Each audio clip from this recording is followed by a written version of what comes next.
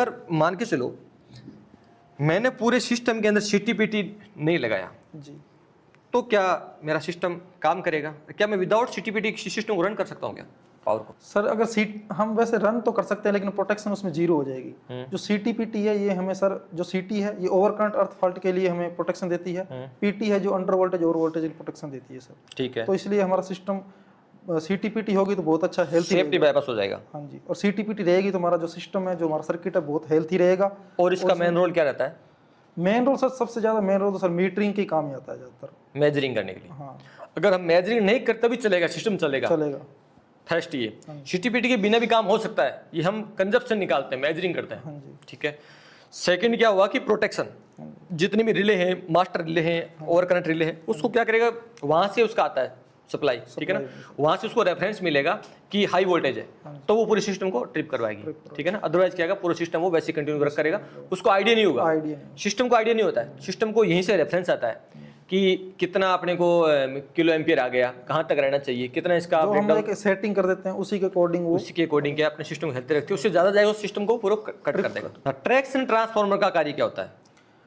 Traction transformer sir जो अपनी metro की ट्रैक्शन सप्लाई के लिए जाता है, ये सिंगल फेज सप्लाई होती है। वैसे ट्रांसफार्मर 3 फेज होता है, लेकिन आउट गोइंग में एक फेज को ग्राउंड कर दिया जाता है, एक फेज सप्लाई के लिए मेट्रो के लिए जाता है, जिसमें वैसे 25 के भी बोलते हैं, लेकिन रियल में ये 27.5 किलो वोल्ट होता है। वो तो इसका एक होता है कि नॉमिनल वोल्टेज है। नॉमिनल वोल्टेज, ठीक है।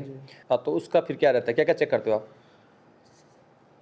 उसमें सर? सबसे पहले तो हम ये जो ट्रांसफार्मर ऑयल है इसकी बीडीवी चेक करते हैं। सिलिका जेल है, अगर इसका कलर चेंज हो रहा है तो सिलिका जेल चेंज करते हैं।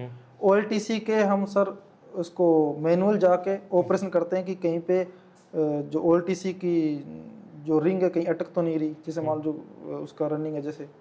और इसके अलावा बुशिंग है, बुशिंग से तेल वगैरह लीकेज तो नहीं हो रहा, मेन टैंक से तेल लीकेज तो नहीं हो रहा, उसको भी चेक करते हैं। इसके अलावा WT OTI के जो सेंसर होते हैं उनको साफ करके वापस उनमें तेल भर के सेट करते हैं। और इनकमिंग और आउटगोइंग के जो जंपर लगे होते हैं उनकी टाइटनेस करते हैं।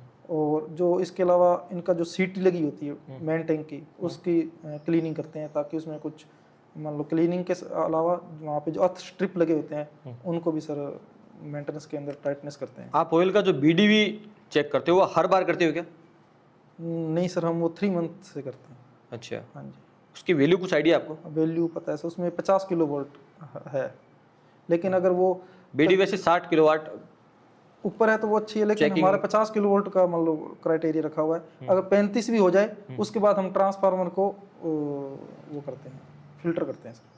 ट्रांसफार्मर को फिल्टर करते हैं, ट्रांसफार्मर ऑयल को फिल्टर करते हैं सर। करेक्ट है।